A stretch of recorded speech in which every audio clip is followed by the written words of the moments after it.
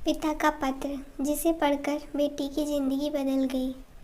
अपने माता पिता की बात को ना मानते हुए कविता ने वकील बनने के अपने सपने को पीछे छोड़ते हुए महज 21 साल की उम्र में अपनी मर्जी से शादी कर ली थी। उसने अपने पति रवि के साथ एक खुशहाल जीवन के सपने संजोए थे, लेकिन दुर्भाग्य से उसका यह रिश्ता किसी बुरे सपने से कम नहीं था। कविता अपने पति को छोड़कर वह अपने परिवार के पास वापस चली गई, जहां उसका भाई और उसकी पत्नी रहते थे, लेकिन वे उसे देखकर खुश नहीं थे। उसने अपना बैग लिया और अपने कमरे में चली गई।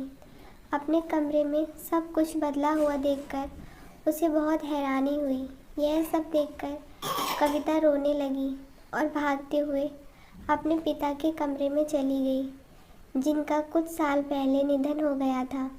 वहाँ अलमारी में अपने सभी सामानों को देखकर उसने उस अलमारी को खोला। वहाँ उसे एक डायरी मिली। इसी डायरी में उसे एक पिता का पत्र मिला, जो उसके पिता ने अपने निधन से महज एक दिन पहले ही लिखा था। फिर उसने पिता का पत्र पढ़ा। प्रिय कविता, मुझे उम्मीद है कि तुम ठीक हो। पिछली बार जब मैंने तुम्हें देखा था तो मुझे लगा था कि तुम खुश नहीं हो। हालांकि तुमने अपनी झूठी मुस्कान के साथ अपने दुख को छिपाने की कोशिश की थी, लेकिन इस बात से खुद को तसल्ली दी कि मेरी छोटी सी बच्ची अब बड़ी हो गई है और बहुत मजबूत है।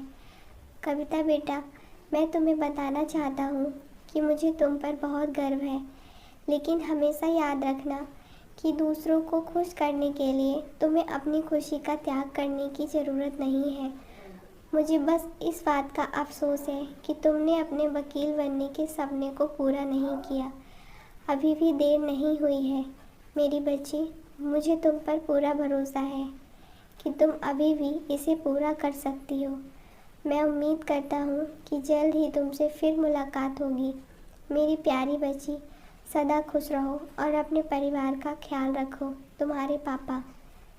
कविता अपने पिता का पत्र पढ़कर निशब्द थी। उसे लगा कि जैसे उसके पिता उसके बगल में बैठकर ये शब्द उससे कह रहे हैं।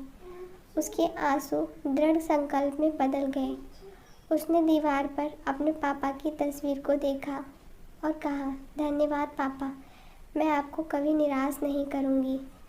तब से 6 साल बाद आज कविता एक सफल वकील बन गई और सुबह काम शुरू करने से पहले वह अपनी डायरी निकालकर पिता का पत्र पढ़ती है, जिसने उसकी ज़िंदगी बदल दी।